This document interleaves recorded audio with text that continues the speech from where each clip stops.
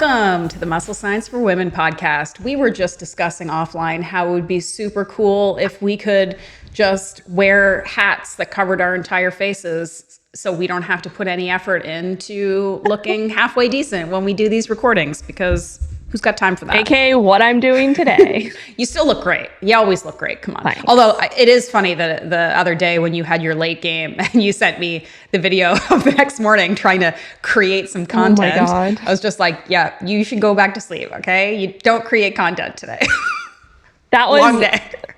Yeah. That was, I don't know what I was thinking. It was rough. I had the basketball, yesterday or the day before I had a basketball game at 8:00 at night, which literally is like That's late. my bedtime. And then we won the game, and it was like actually kind of a surprising win because we played a team that was really, really good. And it was a really good game. And then, a lot of my teammates, go out afterwards and go have a drink or eat or whatever. And usually I just go home because I'm a grandma. I'm like, I need to go to bed. But because we won and I was like pretty stoked about it, I like went out, and then I ended up I got home at like 10:30, and I was like, oh no, now I have to like take a shower and like make my protein ice cream because I was hungry.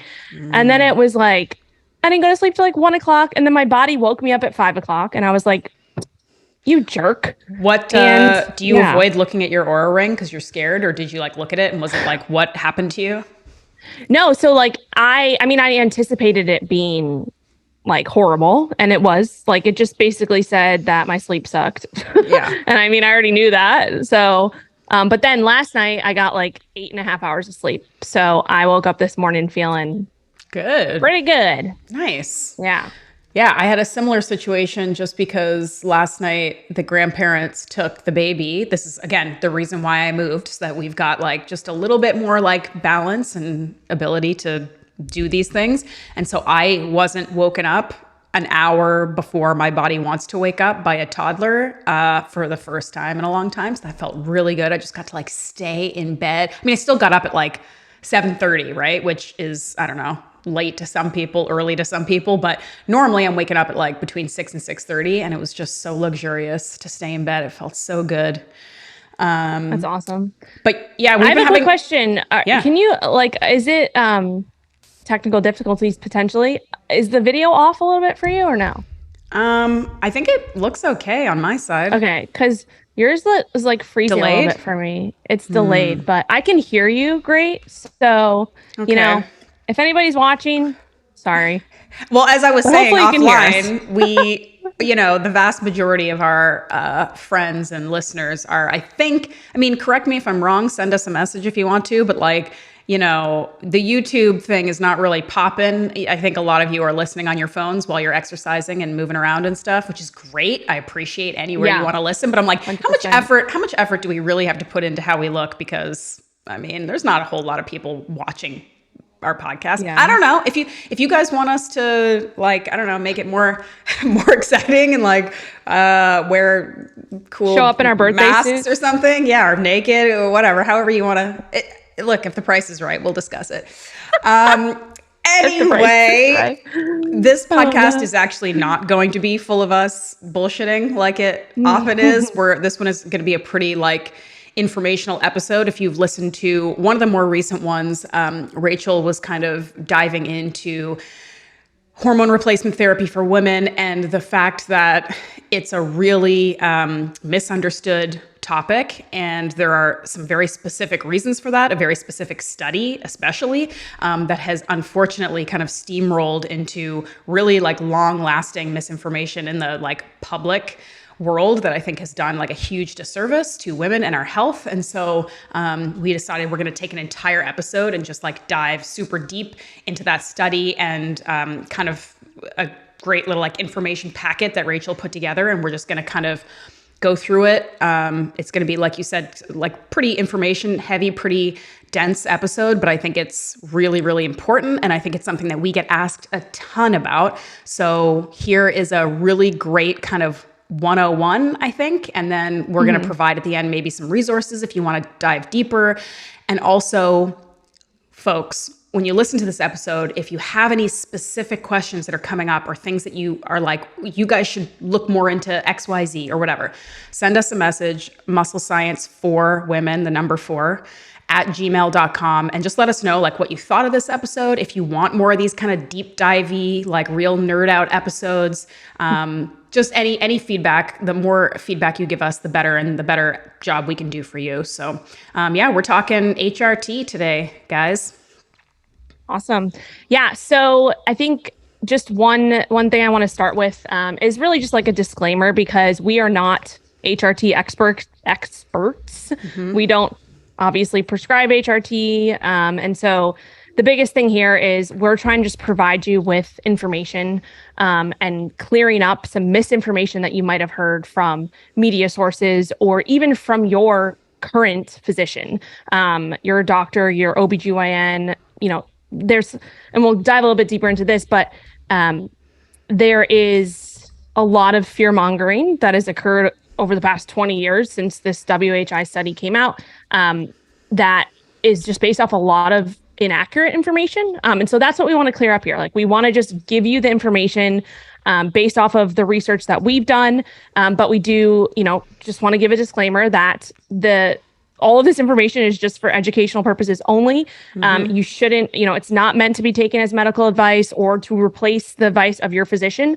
Obviously, when it comes to anything health, nutrition, physical activity related, it is important for you to be your own advocate and to do your own research. And so that's what we're trying to do here. We're not trying to, say that your physician is wrong or anything like that. But especially when it comes to kind of like the average medicine that we see, mm-hmm. modern medicine, there is a very huge piece to doing your own research and asking a lot of questions, right? So if I were to tell you to take anything away from this podcast, it would be to take some notes, maybe do more research about this subject yourself, especially if this is something that you are interested in. If you're a woman, like every single female, I believe, should be informed about this, but also ask your doctor questions, right? If you are currently taking HRT, right? If you are interested in it, whatever it may be, ask questions, right? And if they don't have the answers, or if they kind of push you off and say, oh no, like that doesn't matter, that's a red flag, right? Yeah. That's a red flag, meaning that they might not have the education, right? Mm-hmm. So, and just because, again, I'm diving deep into this because just because someone is an OBGYN or a doctor and they've been a doctor for a while doesn't mean that they specialize in hormone replacement therapy. They're actual mm-hmm. physicians and people who do specialize in that and know the research and know all about it. So anyway, with all that being said, And again, piggybacking on what you're saying, because this is something that I think is a issue in sort of our medical relationship as a whole, and especially with women. We're not saying, again, your doctors are wrong, and we're not saying modern medicine is bad. What we're saying is that you should feel empowered to ask questions, and you can bring information like this to your questions, to your physician or your doctor. You're allowed to. Don't feel like because they're the expert, they're the doctor, that you aren't allowed to speak up and advocate for yourself. And it doesn't mean you have to go in and be like, hey, I heard all doctors are terrible and quacks and like everything's wrong. But it's like, hey, I read this study, I read this thing, and this thing's telling me that this thing is interesting. Like, what do you think about this? What do you know? You're allowed to speak up for yourself, and you should never feel like you can't. And if your doctor makes you feel like you're an asshole for asking questions, that's not a good doctor. So again, it's just like, it's all in the spirit of learning. We're not trying to be black or white. This is always good. This is always bad. This person's always right or wrong. It's just like, information is power, and you should use it and feel empowered to use it as it, applies to you. Yeah, absolutely agree. Okay. So again, in this episode, we're really going to be just kind of diving into the Women's Health Initiative, which is a very, it was one of the largest ever hormone replacement therapy clinical trials that began in, when was it? I have a note here. I'm already like losing it was in the early 90s, my wasn't notes. it? Early 90s, yeah. I have exactly 1993. Yeah. Mm-hmm. So again, this podcast is going to be kind of diving into this study because it was a huge milestone in the in women's health for potentially a negative, has a lot of negative connotations around it because of the misinformation that came out of it, and because of the media and because of some of the red flags that we're going to dive into now. But there's so much more that surrounds HRT. So this episode will be focused on this. And then of course, as you give us questions and send in questions and comments and things like that, we can dive into more specifics and continue to do our own research for future episodes. So a little bit of background information on the Women's Health Initiative, again, short for WHI.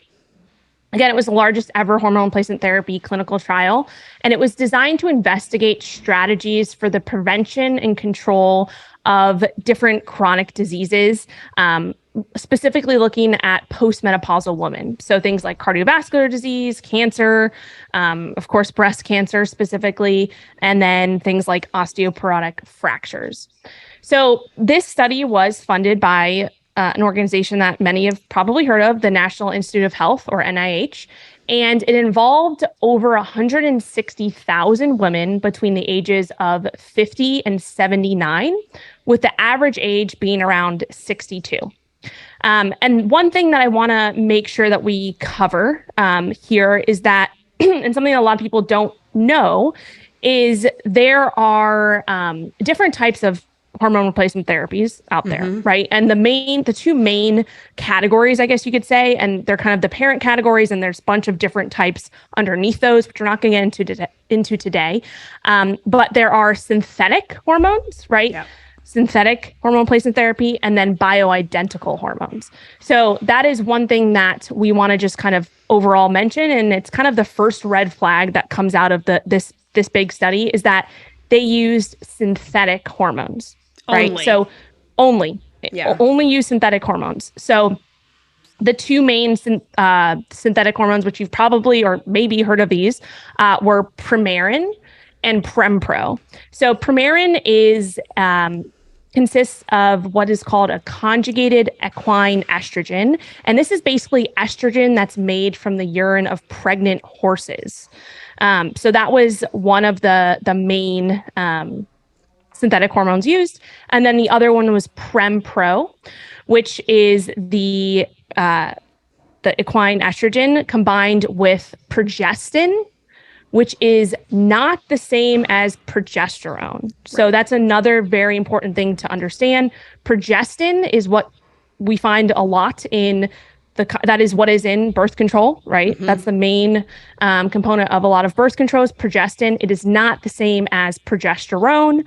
And again, the biggest difference between synthetic hormones is that synthetic hormones are not identical to the hormones that are made in our body, right? While bioidentical hormones, right, those are exactly the same structure as the hormones in our body. So they act the same way, and our body recognizes those. So bioidentical really just means body identical, right? So they are identical to the hormones made in our body. And we're not going to dive too much into the reasoning behind this, but for everybody to kind of understand just why they would not use bioidentical hormones, or why a lot of doctors don't use bioidentical hormones even today, is because there is no money in bioidentical hormones. You cannot patent a hormone that is made in your body, right? You're not allowed to do that. So the pharmaceutical companies, all that, they have to find a way around that, and they do by basically altering the structure or finding a mechanism of entry for that structure that they can patent. And when they can patent that, then they can sell it. Right. So that's a little background information there. There's a lot more to that, but that's just kind of an overview. Doesn't it kind of remind you, and look, we're not going to be a conspiracy theory podcast here, but doesn't it kind of remind you of like the overarching food issues we have too, where like there's way less money to be made in like unprocessed real food because there just isn't. And so instead we create all these like Franken foods that we can package up and put all these meaningless labels about how healthy and good and natural they are, and make a ton of money off people being unhealthy. Oh, and then all those studies that are done about how meat is terrible for you and kills you, and how fat is so bad for you, even though these are foods we've eaten our entire lives because it was just poorly misinterpreted information that then is perpetuated for years and years. Anyway, Yeah. I just wanted to throw that out there, but it's like our systems are broken. Anyway.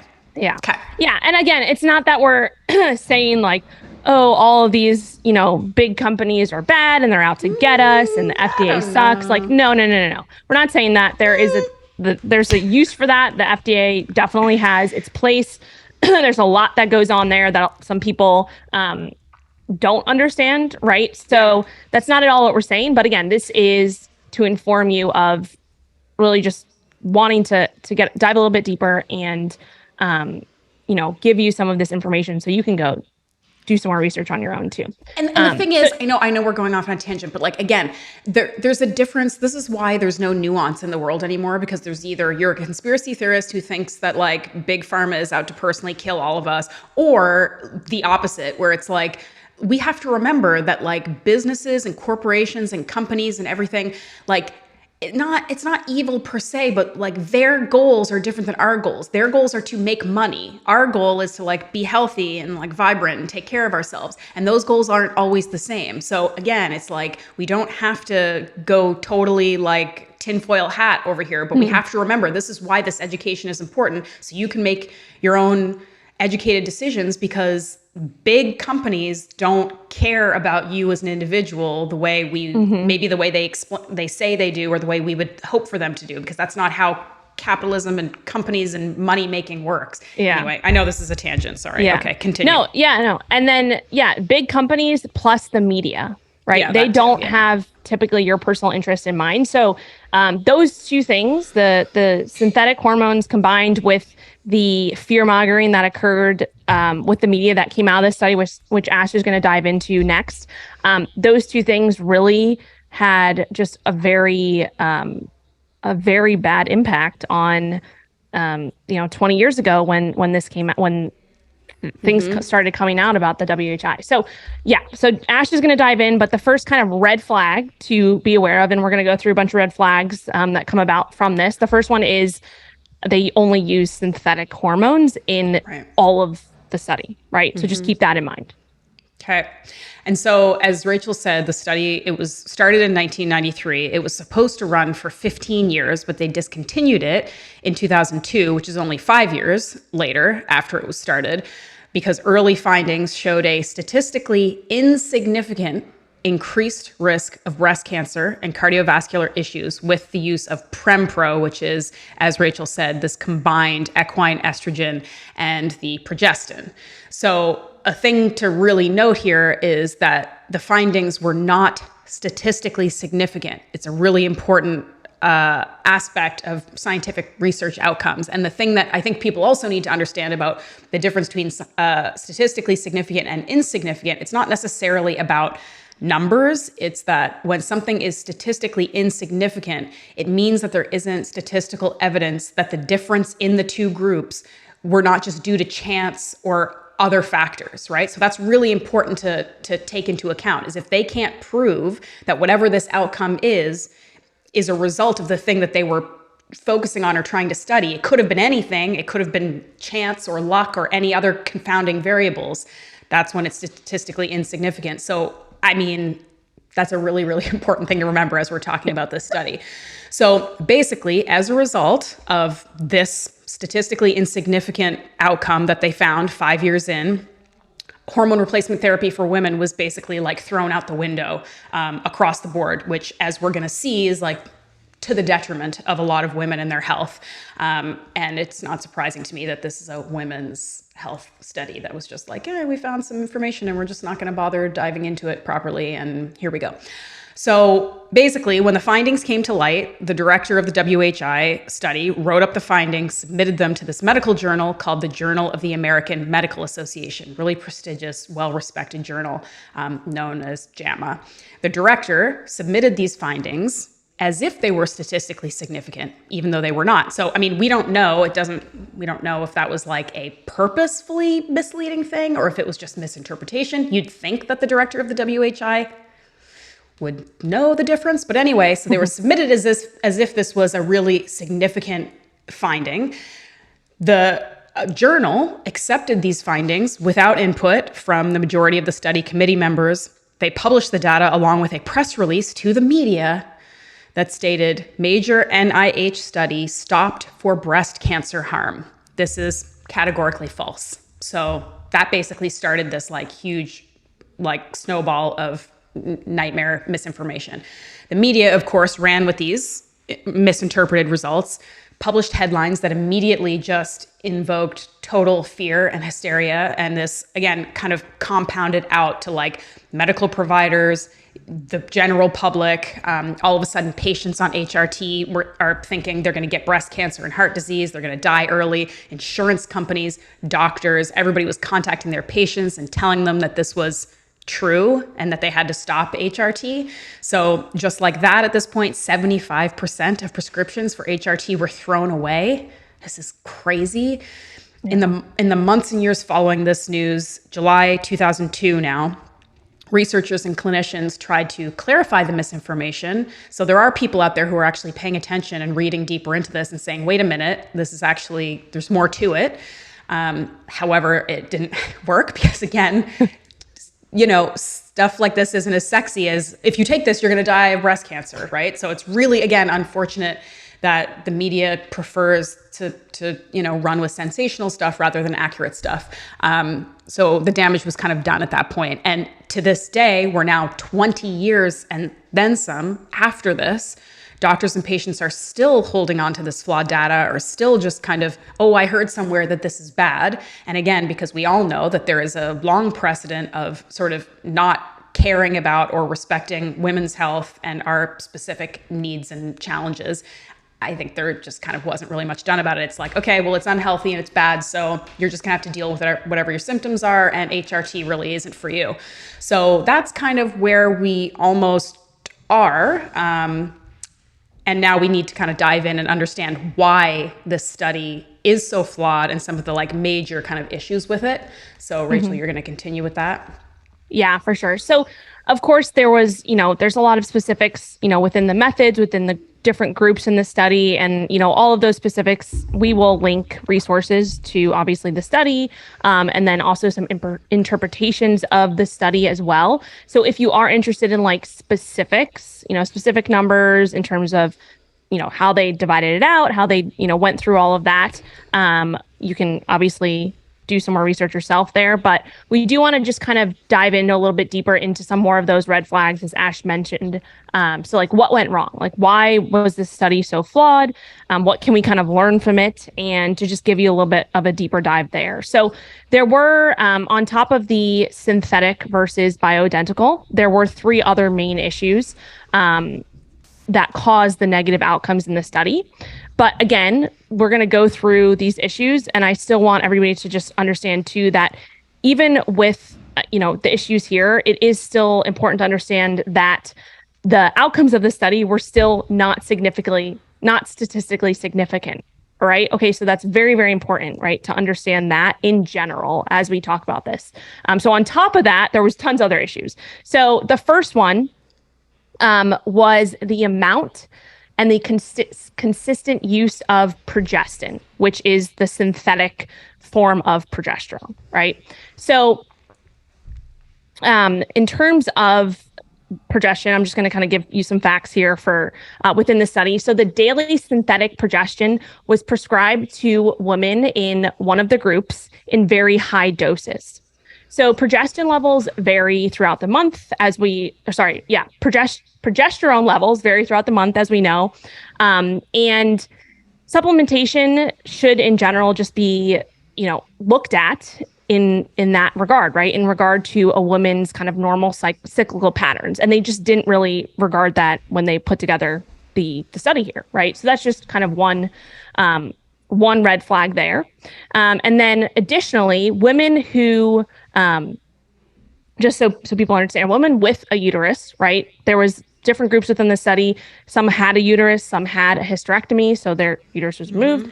So women with a uterus need to balance systemic estrogen therapy with progesterone to protect that uterine lining from what is called hyperplasia. So hyperplasia, if you don't know, it's a scientific term. It just means the enlargement of an organ or tissue that can be caused by an increase in the reproduction of cells, and often is initial stage in the development of cancer. So that's important to understand too.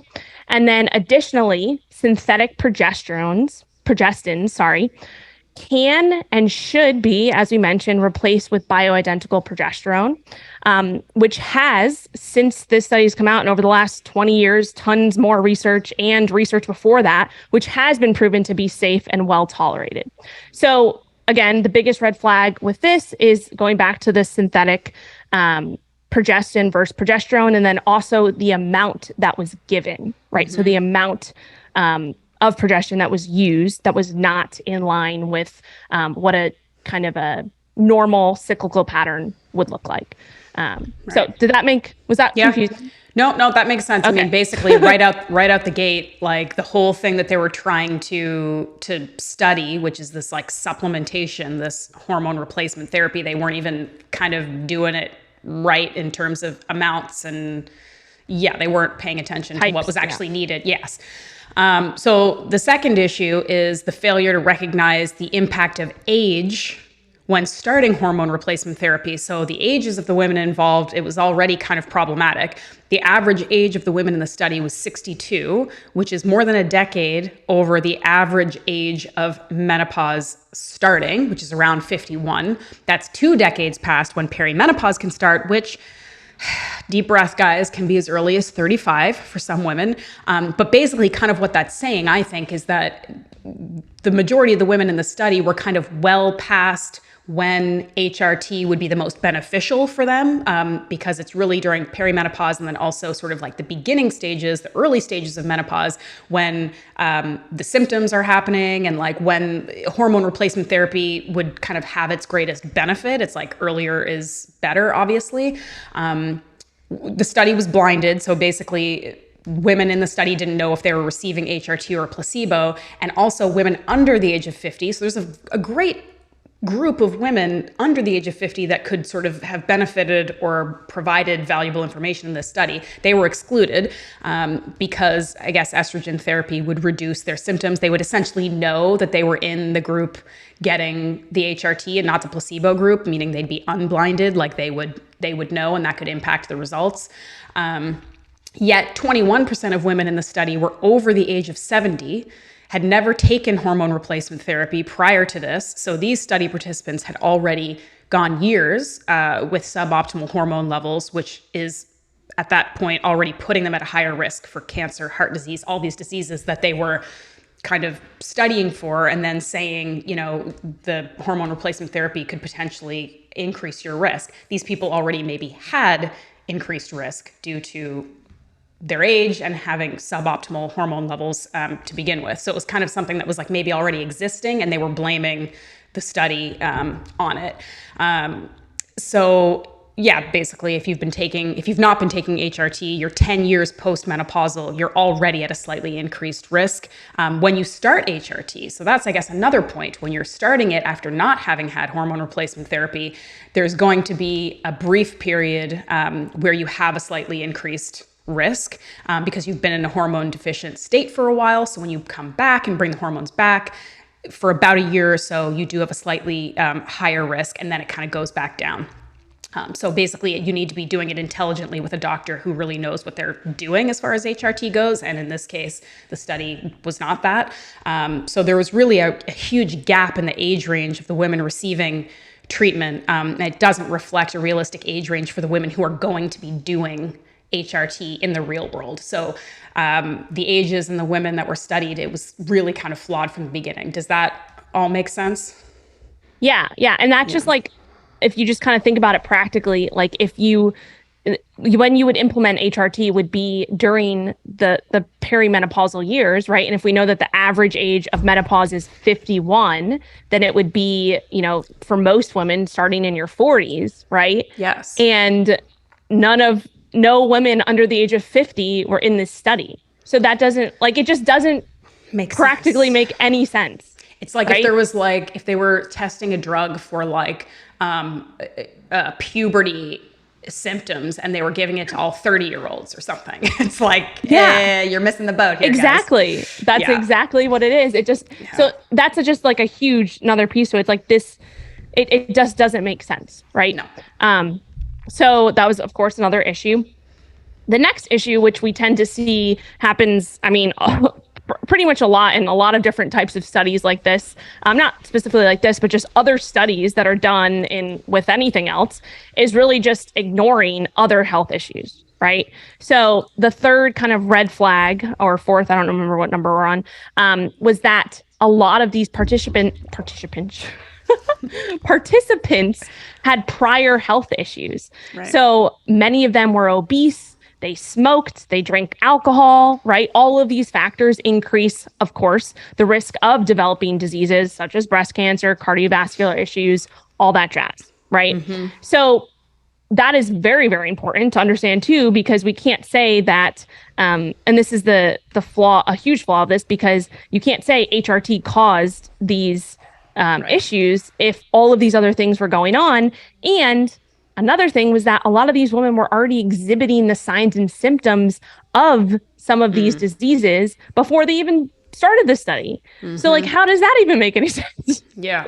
I mean, to be fair, and I'm not excusing this particular study at all, but when you kind of like learn more about all the factors that go into these like wide-ranging large studies, it's so difficult to get conclusive evidence, because if you're using subject groups that are hundreds of thousands of people, there are always going to be these outlying factors, because everybody's an individual who does their own thing. Like, are you going to be able to find 161,000 women who never drink, never smoke, are a healthy body weight, exercise regular, like all have the same life? Like, that's not a thing. So like, I mean, I guess that's where the statistically significant or insignificant stuff comes into play, because if the results were so massive, right? Like there's a 70% increase in whatever, then you could say, okay, yeah, there's something going on here with the HRT. But again, even with all of these other factors, it was still like statistically insignificant. Anyway. Scientific study is hard, guys. That's what we're saying. Yeah, it is. Yeah, for sure. So the next issue, this is the last issue, right? The use of, and this one kind of ties into what I mentioned before, but this goes, like, you'll talk about this one a little bit more. This kind of goes into, like I mentioned, there was different groups within the study, which we didn't go dive into too deeply, but Ash is going to kind of just give you like a rundown of the results with that.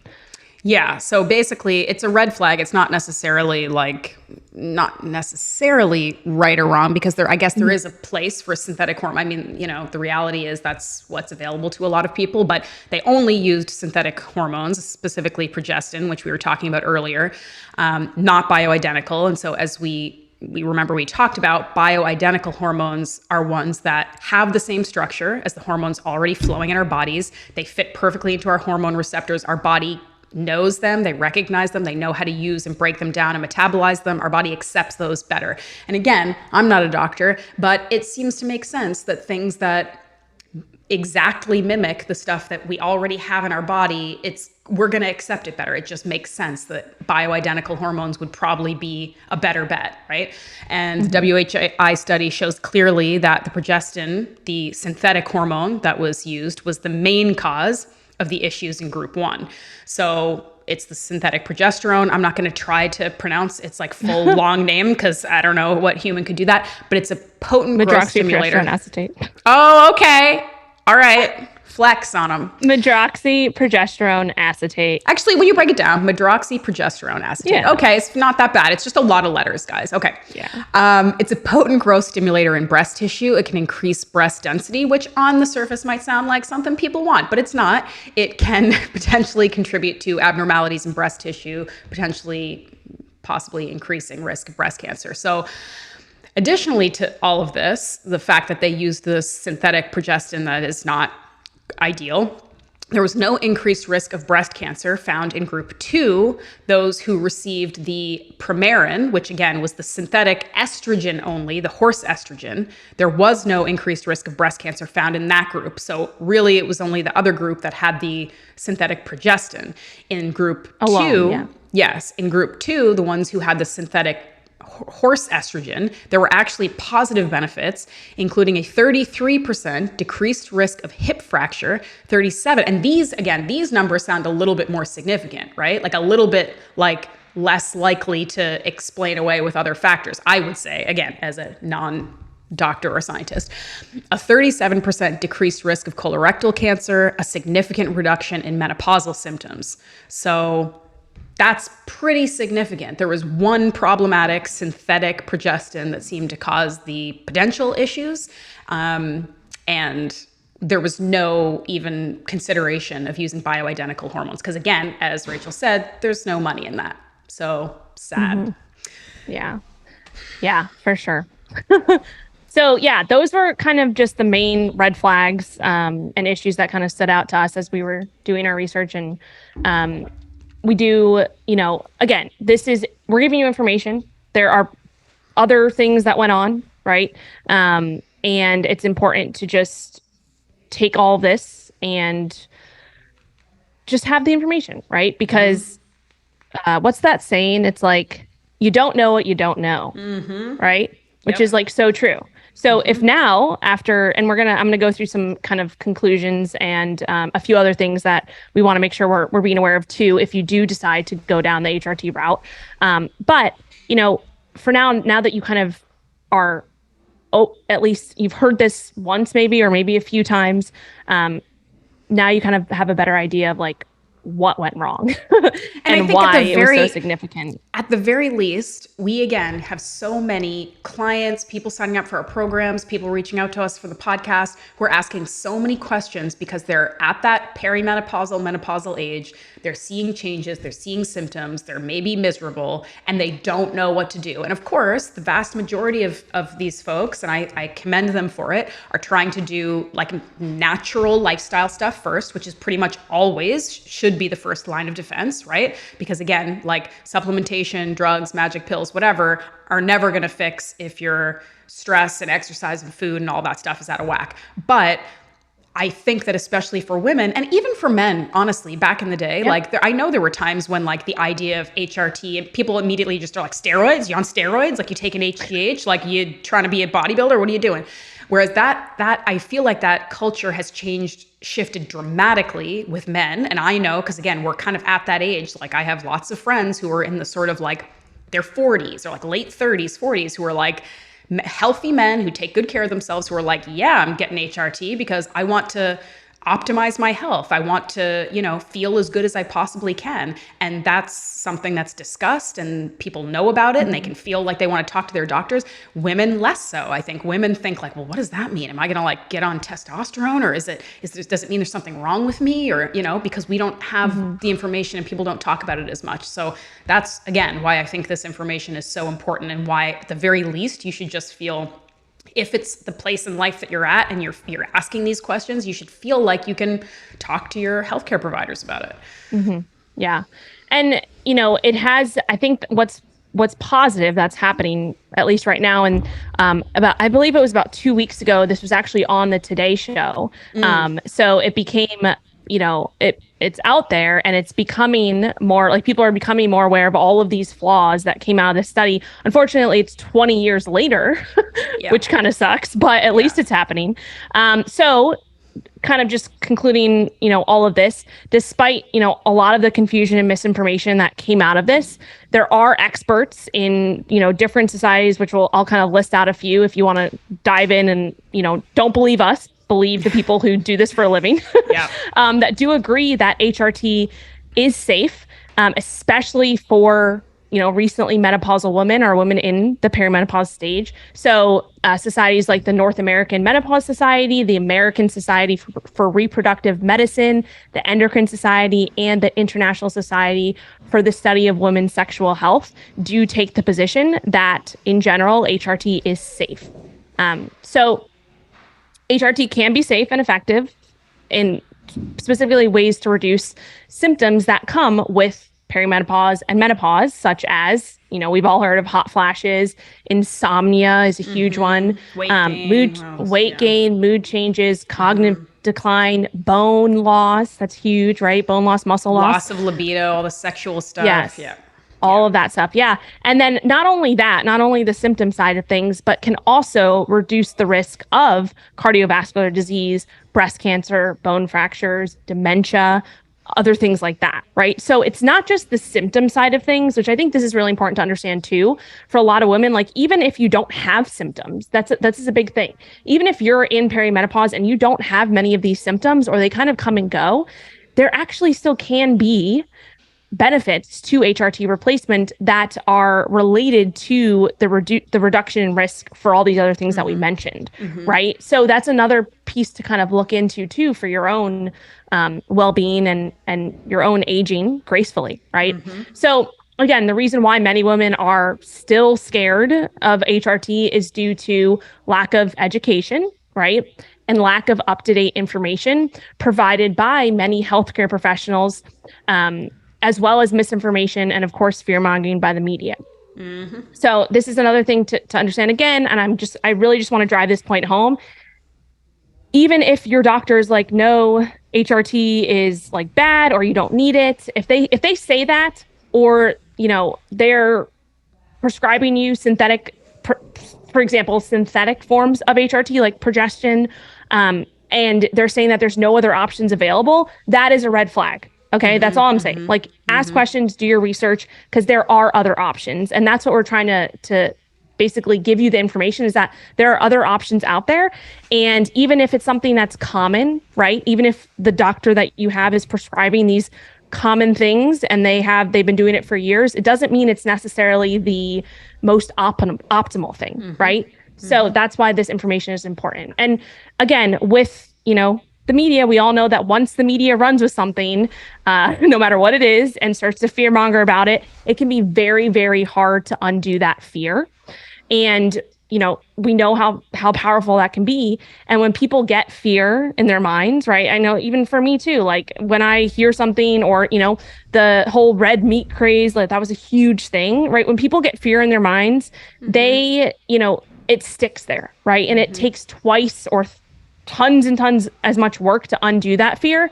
Even if you are presented like we are doing right now with the factual scientific evidence, it's still something that's very, very hard to undo. And so that's why we encourage you to stay away from these headlines that you might see in the media, no matter what it pertains to, because more likely than not, they're just trying to get your attention. They don't care, right, about your well-being. They don't care about that. The media specifically just wants to get, advertisers. So they want you to click. They want you to click on something so that advertisers will pay them more. So exactly. So that's why getting your information from trusted sources. Hopefully, you trust us, and then diving deeper and asking questions. Right. That's what we're really trying to do here. Is just, again, you don't know what you don't know. So the more you're informed, the more education, the more information that you have that is accurate is obviously beneficial. Yep. All right. So do you want to dive into just like the last kind of, I think this piece is important. You already kind of talked about it a little bit, but in terms of, the other health side of things. Yeah. Let's talk about that for a second. Yeah. So again, like, because we all love to be very black and white about things, we're not saying like, this study is false, so HRT, get on it. It's going to fix everything. Nothing fixes everything except, I don't know, maybe a good night's sleep and some like chocolate ice cream or something. But it's an option. Protein ice cream. It's an option with tons of potential and a lot of research that it could potentially be very, very good for you. So you should look into it. You should do your research. You should talk to your doctor about it, but it doesn't fix everything. And again, it should be sort of the next step after doing all the other unsexy things that we talk about constantly, like eating enough good food, exercising appropriately for your life and for your body and for your current stage that you're in,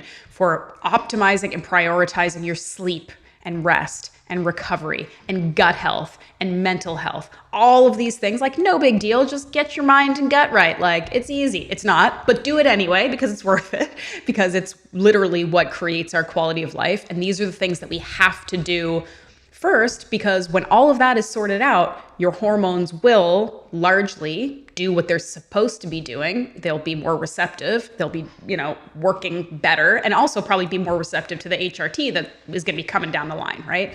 So that's important. Just do all the other good things. Do all the things that we are telling you to do all day, every day. That's the really important first step.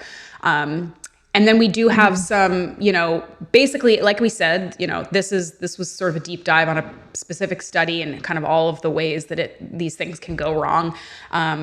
If you have more specific questions about hormone replacement therapy, about hormonal health and optimizing it as we age, send us a message so that we, know what you want us to talk about. But Rachel did recommend a couple books too, that if you want to, old school books, guys, those are still good and important. And if you want to do some sort of further reading, do you want to talk about those?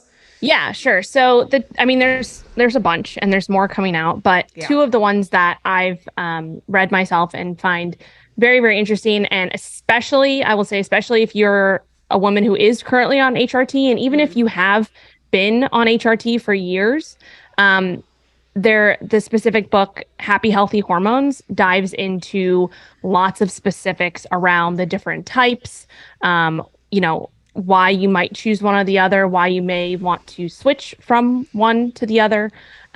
There's lots of information in there. And I think that honestly, every single female in the world should read that book. And then the Estrogen Matters book is, we'll link these in the show notes too. I was going to say. Estrogen Matters is another one that debunks a lot of the misinformation surrounding the estrogen myth. So that there's lots of different myths out there, but mainly the one surrounding breast cancer, and that HRT causes breast cancer, which we know now that based off of this study, which is what a lot of people refer to, was not accurate. So that book just dives, it's written by a breast cancer oncologist. His name is Dr. Avram Bluming. And then also another one, Carol Tavris. So both of them together, it dives into just the topic in detail, debunks a lot of things, and just gives you more information surrounding that. So those are kind of the two books that I've personally read and found beneficial. And then there's also obviously other references and things like that, which we'll link in the show notes. But yeah. Yep. We'll put lots of information there for you guys to continue to nerd out and do your research. But thank you for listening. This was great. I think we should kind of end off this deep, intense chat with some of our usual, for I guess a new installment of Ice Cream Science for Women. But first, I want to say that I'm going to be posting this once I relearn how to make a good reel, because I'm old and I don't care, and I'm finding this stuff increasingly tedious. But anyway, I'm going to do it because that's what you have to do when you're on social media. I created a latte, like an iced latte, has to be iced, obviously, because that's how I drink them. Yes.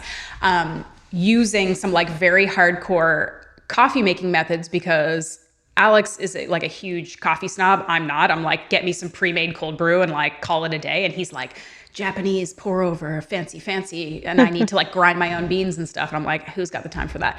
Anyway, now that Bubs, so they have coffee, obviously, they also have they have beans, bags of beans, and they also have ground coffee, which is better for me because I don't want to take the time to do it. And so I made this latte with the pour over method, and I had to research how to do it for hot coffee or for cold coffee. Because the problem is when you're making your own cold coffee at home and you're not just doing a cold brew method, if you're doing a quick method, you have to find a way to cool it without watering it down so it tastes like garbage, right? So there's a lot of alchemy that goes into this. And the first time I did it, I followed some instructions on the internet that I don't know if it was Satan himself that put it out there, but the amount of caffeine, the strength of this coffee, maybe it was supposed to be concentrate and they just didn't put it in the recipe. Maybe you're supposed to water it down, but they didn't say that. And I made it, and this Like, have you ever had a coffee so strong that like you have a sip of it and you're like, I'll have a panic attack if I drink like an ounce of this? Like, truly, I was just like, this is beyond rocket fuel. So I was like, okay, I'm going to adjust it. So I literally used half the amount. Maybe Bubs is just like strong and potent and I don't need it as much. I don't know. But I used half the amount, and then I used the Bubs creamer, because they have this creamer that has MCT and grass-fed milk, and it's really delicious. It doesn't sweeten it at all, because I know a lot of listeners don't like any sweetness in their coffee, which is fine. So I did that, and it was the perfect iced coffee, and I was super proud of myself, but I did almost die trying to learn because I made it way too strong the first time. So that's my adventures in like making delicious treats. It was eventually successful, and it's thanks to Bubs for providing us all of these delicious treats. And I also am going to say, unfortunately, I don't have the information yet, but part of our Bubs partnership, we're going to be doing some really fun stuff behind the scenes. Like, we want to make it a bit more exciting than just like, hey, it's Bubs and here's a discount code, which there is a discount code. It's MSW20, 20% off anything you buy, which is a good discount. But we're going to be doing like every month or so in the summer, we're going to be doing like a special, either like giveaway or special offer where you can like really get some cool add-ons. And one of them, I'm just gonna like tease it right now because I don't have the exact offer, but it's gonna be Bubs times August Sun, my jewelry company, and I'm gonna be giving away a piece of beautiful fine jewelry with another kind of offering from Bubs. So no big deal. You can get some jewelry from me. Very excited about it. But yeah, that's Bubs. More info on that to come, but it's just bubsnaturals.com. Our discount code, you're supporting us when you use it, is MSW20. So that's that. Do you have any ice cream adventures you want to share? So, I mean, I'm still on the ice cream game every night, pretty much. Of course. I think I shared this last time, the Oreo. Did I share that? Oh, The yeah. Active Stacks Oreo. Yeah. Yeah, you did. I've been doing that a lot. We did have a mild online disagreement about the mint chip that I made the other day, because you were crazy people like mint chip, and I'm like, I'll fight you. And then we just decided to like live and let live. Yeah. I mean, a lot of people like mint. We've had this discussion. I don't like mint delicious. Anything unless it's in my toothpaste or maybe tea, on occasion. Fine. But I know a lot of people like mint chip ice cream, and Correct. Active Stacks vanilla is great if you want like vanilla mint chip, or obviously chocolate. Yeah. But yeah, the Oreo one I've been making with the black cocoa powder. So I'm mixing the Active Stacks chocolate with like 5 grams of black cocoa powder, and it literally tastes like an Oreo. I'm still disappointed that you haven't made like a squash related ice cream. Like, honestly, that's a thing. Yeah. It could be a thing. It could be a thing, but like I love squash so much that like you don't want to ruin it. I just want to eat it in the purest form. So like putting it into ice cream, it's just like, to me, it just like, I don't see any benefit in that, because I'm already going to be eating the squash. Here's my thought. But it's all about it's all about experimentation, and like, because here's the thing. How do you feel about pumpkin spice? How do you feel about pumpkin pie? It's okay. It's not like, oh my gosh, I want pumpkin pie right now, or like I'm gonna go pumpkin spice season, like go I'm crazy. Actually like, I feel like I liked it at the beginning, and then when it like turned into a thing, I was like, I don't want to be a part of this anymore. But pumpkin spice, or like sweet potato pie, like those things when done well are very good. So all you have to do is turn like sweet potato / squash pie taste into ice cream, like some vanilla protein, some good like pumpkin pie spice, a little bit of squash. I think it could be really amazing, and I think you would be giving your audience what they're yearning for, because I think a lot of people really appreciate your squash content. Just saying. I know, but like, something to think about. But like, honestly, I'm gonna be completely honest, I don't see myself doing it, because that's very sad. One, like squash is actually, it's not like super cheap. And like I already eat it at least for breakfast or lunch, sometimes switching off between kabocha and delicata. I don't think delicata would be good in the ice cream. It would have to be like the honey kabocha nut, or like some really sweet or those, one. And so like I could definitely do that, but it just seems like, I don't know. Like, and my it's not protein ice work. If you're cream is already really, making it, and you've got it all like warm and soft or whatever, mix it with some milk and listen, okay, audience. I know, but like, I if just you're want to still eat listening, if anybody is still listening to the end of this podcast and you are deeply saddened by this turn of events and by our hardworking Rachel being unwilling to make you a squash ice cream recipe, write in musclescienceforwomen@gmail.com and send us your thoughts, okay? And maybe we can convince her to do it. And if not, maybe I'll do it. I won't do it justice because I'm not as into squash. But listen, if Rachel refuses to do us a solid, maybe I will. We'll see. Anyway, it always gets spicy here at the end. So that's that. But I don't know why, but it's just making me just like not, I don't know. There's just something about it that I don't want to do it because I'm like, all right, the squash, I don't know. I just feel like I'm just going to eat the squash no matter what. Like, it's not going to make it into the container. Like, if there's squash there, you have a problem. I have a problem. I have a problem. It's bad. Like, I'm going to eat it. So like, it's not going to make it. And I just, but maybe I will. Maybe, who knows? I don't know. Just, I'm in this mood right now where I'm like, I can't do that to my squash. Like, I can't put it in this machine. I just need to eat it. And I see the love differently. People probably think I'm freaking weird. Like, I mean, listen, weird. That's why we like you. That's why we like you. It's all of our eccentricities. That's why people like people, right? It's not because you're like a boring like everyone else. It's your unhealthy obsession with squash that makes us love you. But I would think if you love it and you're obsessed with it, why wouldn't you want it in like every form possible? That's the angle I'm taking. No, with it. I know. We'll let it simmer. We'll let it simmer for a minute. Maybe we'll talk about it next episode and see if you've changed your tune. I'll let it simmer. Let it simmer. But all right. Our Active Stacks code, what's the code? Yeah. You MSW10. MSW10. MSW10. ActiveStacks.com.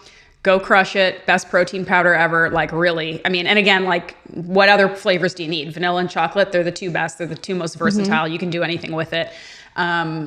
That's it. So thank you to our sponsors. Wait, last thing. Sorry. Oh, have you made cookie dough? I know I suck. Cookie dough, vanilla, with the Active Stacks. I forgot to tell you. I made that. Like ice cream or actual cookie dough? So cookie dough. So there's, I don't know if this is in Canada, but that company Enlighten makes frozen cookie dough bites. So if you don't want like the real stuff, like the real sugar, you can try that, which I have. But then also like Ben & Jerry's makes cookie dough bites that they sell in the frozen section. Oh my God. And you just take a few of those and put it as a mix-in into the vanilla Active Stacks, and you literally have, or chocolate, and you have cookie dough ice cream. I did that, I think, a week ago, and I was like, holy crap. Yeah, see, that sounds amazing. Good. I thought you were going to tell me you had a recipe for like, there's all these like healthy cookie dough recipes, but like most of them are chickpeas. And I'm like, get out of here with that. Get out of here with that, okay? I've actually had chickpea cookie dough that someone else made. And like, I think if you add enough sugar, you can forget that they're chickpeas. But it's like, come on, guys, come on. I have a recipe. I think I have an old recipe on my website somewhere. I should find it. That is like healthier cookie dough. And by healthier, I do not mean low calorie. It's like mostly butter. I just mean it doesn't have a bunch of like garbage ingredients in it. But yeah, if you want to make your own cookie dough, like that's not see your abs by summer recipes. Yeah, I have a recipe too on my website for homemade cookie dough, and I think I use like almond flour and stuff like that, and it but it actually tastes pretty good. So like maybe we should have a little cookie dough competition. Oh yeah, let's do it. Or we can just you can try my recipe, I'll try your recipe. We can chat about it next time. That would be great. We'll put it in the show notes so people can try the recipes. I love it. I love it. Let's do it. Sweet. All right, guys. Thanks for listening. We'll see you next week. Don't do stupid shit. And don't be insane. Bye.